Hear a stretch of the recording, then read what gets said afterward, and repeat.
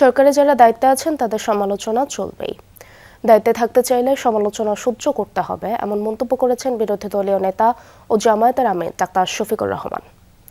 সকালে জাতীয় প্রেস ক্লাবে বাংলাদেশ লেবার পার্টির আলোচনা সভায় কথা বলেন তিনি। সরকারি দল ও জামায়াতে ইসলামের মতো 17 বছর জুলুমের শিকার হয়েছে উল্লেখ করে ডাক্তার শফিকুর রহমান বলেন, ফ্যাসিস্ট সরকার যা করেছে বর্তমান সরকার হুবহু তাই করছে। দুটো শপথ নেওয়ার কথা থাকলেও জনগণের অভিপ্রায়কে অপমান করা হয়েছে বলে মন্তব্য করেন তিনি।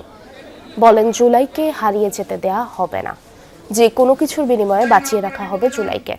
অনুষ্ঠানে বক্তারা আরও বলেন, বিএনপিকে গণভোটের রায় বাস্তবায়ন করতেই হবে।